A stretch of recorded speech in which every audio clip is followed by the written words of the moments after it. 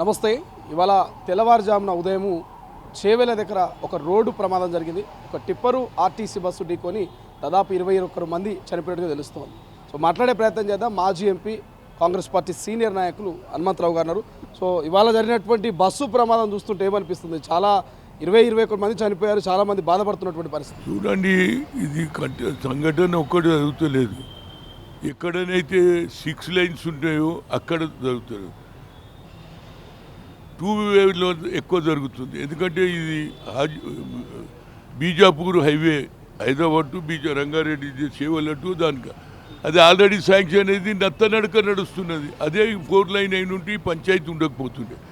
నా ఉద్దేశంలో నితిన్ గడ్కరీ గారు వేరియస్ రీజన్ల పన్నులు అవుతున్నాయి, ఆగుతున్నాయి. దాన్ని స్పీడప్ చేయాలి. ఏదో బిల్లు రాలేదనో లేకుంటే అది లేదనో మాకు పైసలు లేవని కాంట్రాక్టర్లు డిలే చేయడం వల్ల ఇవాళ ఇన్సిడెంట్ జరిగింది. అదే కాకుండా నిన్నగాక మొన్న కర్నూలులో బస్సే పూర్తి కాలిపోయింది. కనుక ఈ సంఘటనల మీద తప్పనిసరిగా ట్రాన్స్పోర్ట్ మినిస్టరు, పోలీసు వాళ్ళు, ట్రాఫిక్ వాళ్ళు కొద్దిగా ఆలోచన చేయాలి. స్పీడ్ ఎవడు పోయినా దాని మీద ఛాలెంజ్ చేయాలి. ఎందుకంటే హైవే అనే వరకు 6 లైన్ అనేది ఏమో స్పీడ్కి వెళ్ళిపోతున్నారు. దాంతో కూడా ఎవడో సడన్గా వస్తే వాడు చనిపోతుంది.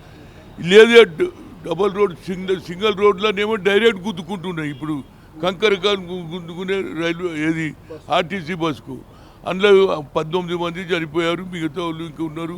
దానికి ముఖ్యమంత్రి గారు అదేవిధంగా పొన్నం ప్రభాకర్ కూడా 5 లక్షలు ఎక్స్గ్రేషియా 2 లక్షలు క్షతగాతులకు ఇచ్చిండు. నేను అనేది ఏంది, ఇది పర్మనెంట్ సొల్యూషన్. ఎందుకు ఇట్లా యాక్సిడెంట్ అవుతుంది అంటే భయం లేకుండా నడిపిస్తున్నారు. భయం లేకుండా ఒక్కడికి వస్తుంటే చూడాలి కదా. మనిషి పానాలు వాన్పానాన్ని ఇప్పుడు ఇద్దరు వాళ్ళు కూడా చనిపోయి. నేను అనేది ఏంటంటే దీని మీద ప్రభుత్వం, కేంద్ర ప్రభుత్వం కూడా దీనికి రాష్ట్ర ప్రభుత్వాలు సందర్శించి ఎక్కడెక్కడైతే ఇరుకు భూములు ఉన్నాయో, ఇరుకు రోడ్లు ఉన్నాయో దాన్ని బాగా చేయడానికి స్పీడప్ చేయాలి అనేది నా ఉద్దేశం. ఏదైనా నా ప్రగాఢ సంతాపం. క్షతగాతులకు కూడా మంచి ట్రీట్మెంట్ ఇప్పిస్తామన్నారు. వాళ్ళు అవసరం అనుకుంటే ఉస్మానియా లేకుంటే నిమ్స్ లేకుంటే అపోలోలో కూడా ట్రీట్మెంట్ చేయించడానికి ముఖ్యమంత్రి గారు ఆల్రెడీ ఆఫీసర్లకు చెప్పాడు, మంత్రులను కూడా అప్రమత్తం ఉండని చెప్పాడు. కనుక ఇలాంటి సంఘటన జరగకుంటూ చాలా బాధ అనిపిస్తుంది. అందులో మహిళలు, అదేవిధంగా ఏది విద్యార్థులు వీళ్ళందరూ చనిపోవడం వల్ల ఇవాళ నిజంగా కూడా ఒక ఏది బ్లాక్ డేగా ఇవాళ వాళ్ళ కుటుంబాలకు నష్టం జరిగింది.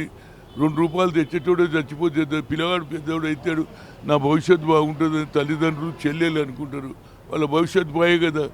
ఎక్స్గ్రేషియా ఇస్తుండొచ్చు కానీ ప్రారంభం ఇవ్వలేరు కదా.